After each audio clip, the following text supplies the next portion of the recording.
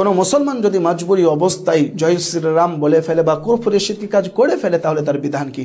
যদি সত্যিকারেরই মজবুরি থাকে, যেখানে প্রাণ যাওয়ার ভয় রয়েছে, প্রাণ নাশের ভয় রয়েছে, তাহলে সেক্ষেত্রে সে কুফরি শিরকি কাজ করতে পারে, এতটুকু রুকসা রয়েছে। দলিল আম্মার বিন ইয়াসির রাদিয়াল্লাহু তাআলা আনহু, তিনি রাসূলুল্লাহর কাছে গেলেন এবং বললেন, আল্লাহ রাসূল, আপনাকে আমি অনেক গালি দিয়েছি মজবুরি অবস্থায়, যদি গালি না দিতাম তাহলে ওই কাফেরের দল আমাকে মেরে ফেলতো।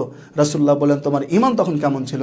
তিনি বললেন, আমার ঈমান ইসলামের ওপরেই ছিল, শুধু মজবুরি অবস্থায় আপনাকে গালি দিয়েছি। রাসূলুল্লাহ বললেন, কোনো প্রকারের গুনাহ হবে না।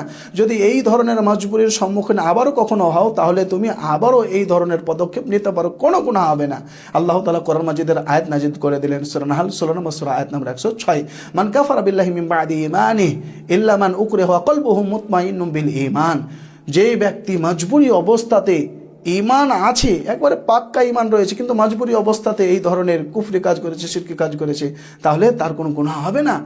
তবে ওয়ালাকিন মান শারাহা বিল কুফরি সদরান, যে ব্যক্তি স্বেচ্ছায়, কোনো প্রকারের মজবুরি নাই, সে ব্যক্তি কুফরি শিরকি কাজ করছে, আল্লাহ তাআলার গজব তার উপরে, ফাআলাইহিম গাদাবুম মিনাল্লাহ ওয়া লাহুম আযাবুন আযীম, এবং তাদের জন্য রয়েছে জাহান্নামের কঠিন আযাব। জি হ্যাঁ, আরেকটি দলিল হচ্ছে সুনান ইবনে মাজার 2043 নম্বর হাদিস, আল্লাহ তাআলা 3 প্রকারের পাপ বান্দার মাফ করে দেন।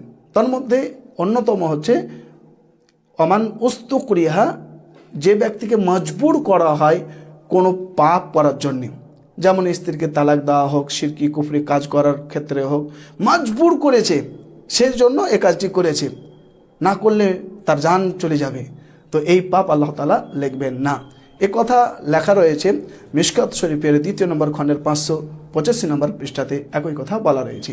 তাহলে আমরা বুঝতে পারলাম যে মজবুরি অবস্থাতে কুফরি শিরকি বাক্য উচ্চারণ করলে, কুফরি শিরকি কাজ করলে কোনো প্রকারের গুনাহ হবে না।